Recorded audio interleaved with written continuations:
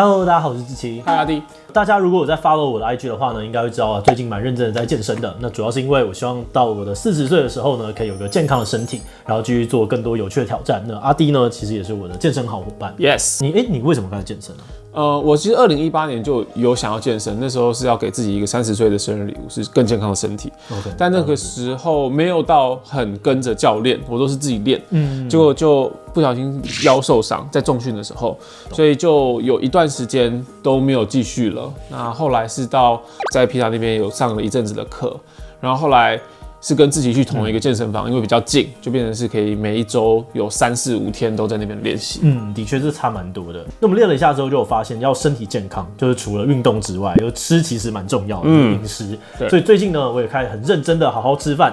我以前呢一天都是只吃1餐的，然后现在呢就是开始练习吃3餐。我一开始的时候其实很不习惯。你忙的时候就会觉得最快效率的把它解决就好了，但那样子不行。对，但这样其实不行。反正我今天就是想说啊，既然有一个健康的状态，然后想跟大家分享的话，就想说把最近你吃到那种还不错的健康餐盒也分享给大家。阿弟，你的教练有跟你讲说你的饮食要怎么吃吗？就多一点蛋白质，但是也要吃碳水。健康餐盒应该是还蛮 balanced 的。好，那我们在进入我们这个试吃健康餐之前呢，我们先进一段工商服务时间。你家的小朋友很偏食，不太喜欢吃饭，辛辛苦苦准备给他的饭菜，怎么吃3口就放弃了吗？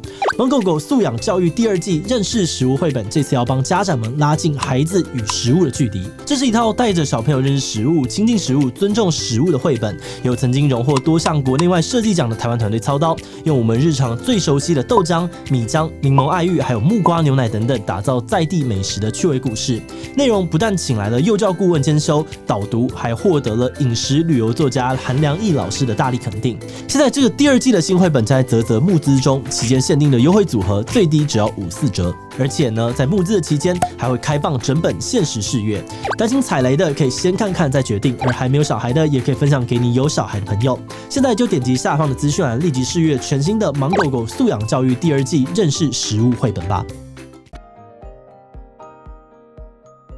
如果1周我大概有4天会吃能量小姐，那我们看一下它的餐好了，它现在就是鸡肉嘛，然后下面是紫米饭，然后毛豆这也是淀粉，然后再来就是半个蛋，青菜2个，然后有的时候这边可能是这现在是干丝，我喜欢吃干丝最好吃。我没有吃过它的牛腱便当哦，真的吗？因为太贵了。阿弟真的是一个很省的人，这是真的。这个现场买只要165，还蛮 CP 值蛮高的。你吃这个的时候不会生气？哎呀，有的时候吃健康餐盒就会觉得，对，我吃过很生气的。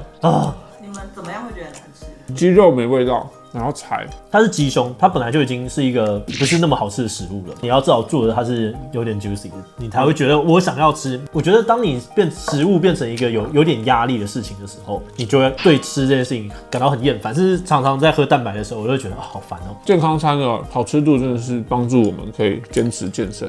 像能量小姐就是我每次点的时候都不会觉得就是心情很差。所以它的菜也不错吗？但我很不喜欢高丽菜，所以我就是一个挑食的人。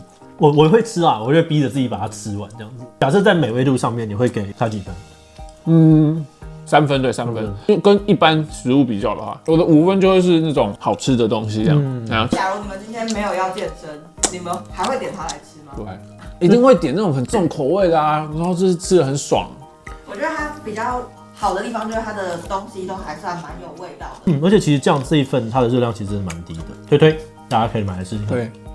紫米饭比白饭好是不是？我觉得每个系统都不太一样。有人会觉得说紫米饭它的纤维比较多，有一派的中医是觉得白饭其实比较好，它的吸水能力比较强，然后容易排出啊之类的。然后好像很严格饮食控制的人会吃白饭，因为白饭比较容易计算它固定的热量。那皮塔他都是用姜黄饭。皮塔哥哥，为什么你用姜黄饭？跟我们讲一下。为什么不用白饭？我们这边没有买皮塔，是因为我们这里你送不到哦，不是我们对歧视你哦，我们古亭这边没有你的份，真的，你要在这边开分店。那下一个呢，我们要吃的是 Hoja。那我们这次选的东西都是牛肉跟鸡肉，就大家比较常可能会吃，比较西式一点点的感觉。然后因为我不喜欢就是有任何加酱料的东西。我觉得这个肉比起好味小姐，也不是好味小姐，能量小姐，能量小姐，这比起能量小姐的鸡肉柴了一点。能量小姐的时候它是溏心蛋，对，这个是一般的蛋，但我其实喜欢水煮蛋。哦，你喜欢水煮蛋？它的调味是 OK， 但我觉得它就是本身的味道比较少一点。菜色比较丰富啦，还有一些番茄什么的，还有这个我很喜欢吃这个，那是啥？地瓜。哦，紫地瓜。这个蛮喜欢吃的。这其实只要淋到酱就吃了。对，我很不喜欢被淋酱的东西，但是咖喱饭那些算了，因为可能这样子会让我想到生菜，他不吃那个整个生食状态。他也不吃海鲜。那如果今天是葱油鸡淋葱油，你可以吗？我如果自己来，他就放那2个的话，我就完全不会去用。那如果是卤肉饭淋卤肉汁，这个可以，这个没什么办法。好，再来是虎扑，这个我很常吃，我很喜欢。对我来说是吃健康餐的时候，我觉得蛮好吃的选择。对，今天一样是鸡肉跟牛肉。那鸡肉的话，它是舒肥的，跟刚前面的不太一样，它就是蛮嫩的。然后牛肉的话，它是牛肉条，对。所以，然后除了这样子的一个 set 之外呢，它还会搭配就是一个生菜，它算是一个变化口味了，因为大部分的健康餐都是饭，它是面。它是橄榄油炒意大利面，面又说蛮有味道的，那就很咸，对，跟前面2个比起来就吃起来就很咸。所以每次我在吃这个的时候，我都在想说，这到底健康吗？可是以食物就是那个热量来计算的时候，我就觉得其实好像是行的。然后我有跟一些营养师聊过，他说这可以啊，这可以吃。然后吃面的时候也会觉得是不是比较不健康？因为面就感觉比饭更加工，更有加工感。这个真不知道，有没有营养师可以跟我们讲？听说纯意大利面的话，其实是热量偏低的。哦，因为它加橄榄油，所以其实还是行。点这个时候，因为为了要蛋白质比较多，所以我通常都是点牛肉，然后都再加，它可以再单独加鸡胸，会比较贵，就真的蛮贵，真的蛮贵，应该300多块吧。之类的，但就是没办法，我已经把健康当然投资自己了。我真的是不想要我40岁的时候就是身体状况差。前天去馆长那里，我觉得馆长像43岁，然后身体那么好，我觉得哇。我也很希望我43岁的时候，我当然不想要变成那么壮了，就觉得我想要是我身体好的样子，我还可以运动。对。所以它的肉你们会感觉起来比前2间更好吃吗？啊，会，很明显的是比较好吃的。我觉得它就是一个，它已经很接近你一般会去买的正餐，对，但它再回来一点点的健康感，所以让你的心理的压力没有那么大。然后它毛豆很好吃，牛肉条好吃啊，牛肉条好吃，牛肉条就是跟一般外面的。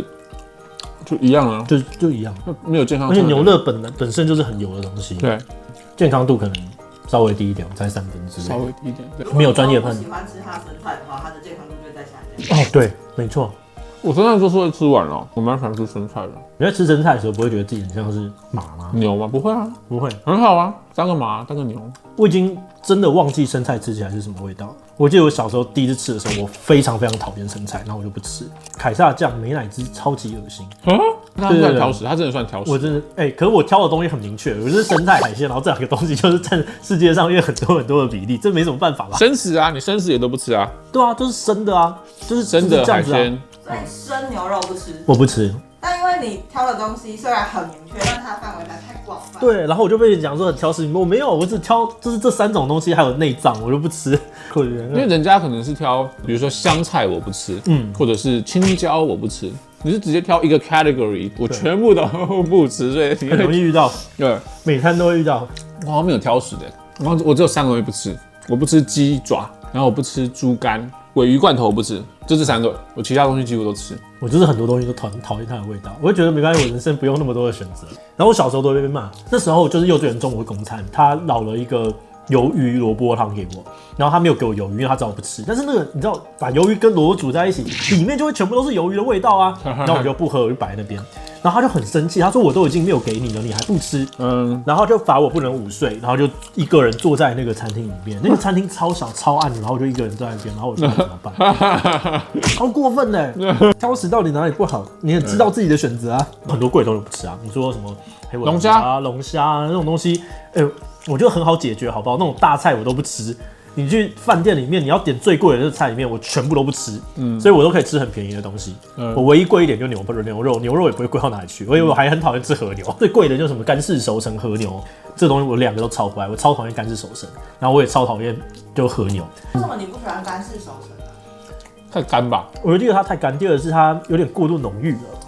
然后像很多人很喜欢吃很生的，例如说3分熟，然后我就是喜欢吃7分熟的人，所以每次他们都会那个主厨都会说：“你真的要7分吗？”我说要。拜托，我就想说7分，你的肉很好，7分也不会硬到哪里去，好不好？你们不要用这种鄙视的眼光看着我，我就是喜欢啊。那你们看到挑食的人会觉得对方很麻烦吗？如果吃饭都要顾虑说啊，他不吃这个，所以不能去这间餐厅的时候，就有点烦。那他还有，他就是默默不吃。对啊，我就是你们大家点，我有时候都不跟大家讲，反正大家吃的时候也不要有压力。我觉得那样很烦，就是这我不吃，没关系，你们吃不就好了。但我真的不吃的东西好像算偏多。小时候到底为什么会这样？而且我是从我幼稚园就这样的，然后我是第一次吃到沙拉，第一次吃到海鲜，我就觉得哇，我真的不行。你是第一次印象建立之后就绝不改变的人？没有啊，我也是会改变的。就现在再吃一次沙拉，你就会改变你的想法了。我还记得我上次吃沙拉什么时候？我小3去美国。靠，那有之前了吧？20年前哎，我就没有吃过了，我真的就没吃过。哇，那你现在我觉得为了影片，我看影片标题20年没吃沙拉，然后第一次吃沙拉，对不对？我可以观看多个1万，可以吧？1万2万，值得吧？才吃一口而已。这不算，不要想作弊。那是水果，红心巴好好吃哦。这是水果，又不算。我觉得世界上最厉害的发明之一，好好吃哦。可以。就菜啊，它不会有一个草腥味吗？有啊，有草味啊。但是你吃炒过的菜也有草味啊。我是打从心里排斥我刚发现我整个人很纠结。没关系，你不喜欢吃就不要勉强吃。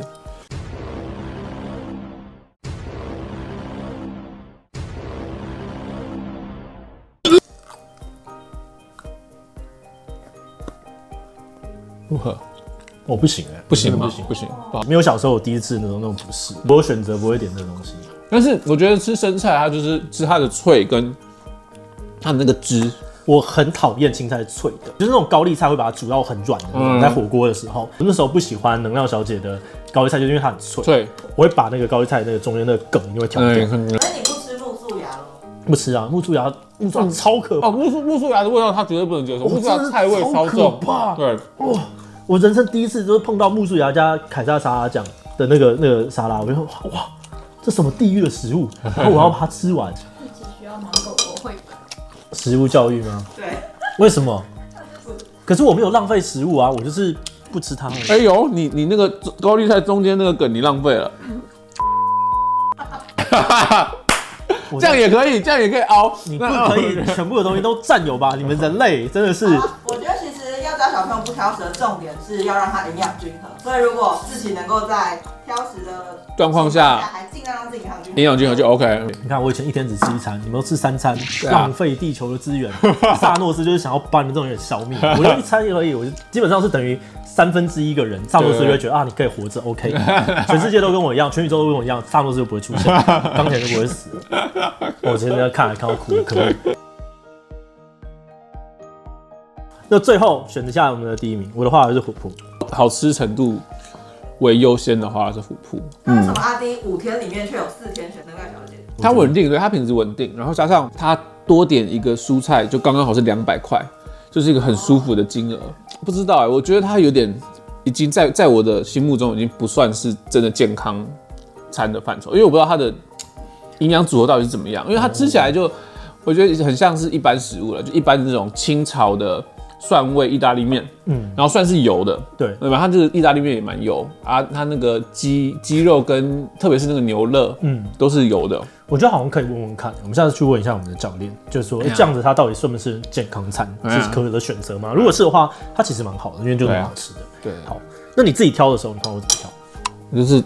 我就是挑能量小姐，不要有太多的选择，你就不会有挑选的问题。对啊，而且还有想要一个重点，能量小姐可以打桶边。哦，对，会打桶边，我们的拍片用的，对。然后再来呢，就是提醒大家一下，就是因为每个人的身体状况其实真的不一样，所以适合的饮食组合也是有可能不一样的。像是我今天就是因为我正在运动，所以我必须要吃多一点的蛋白质，然后我知道我碳水量要大概多少，然后我也知道我整天要怎么样，所以我们都吃这些东西。那如果你今天你是不太清楚自己的状况的话，建议还是找专家去咨询一下，然后再去按照自己的状况去做调整，然后跟选择。好的，那今天的好奇期就到这边哦。那如果你喜欢这支影片，记得订阅一下，并分享给更多的朋友。那我们就明晚再见喽，拜拜。我都可以不要用食物来活，光合作对社会议题的热情而活着。光合作用没有，我也不爱晒太阳。你靠西漫画活下来。宅合作用。好。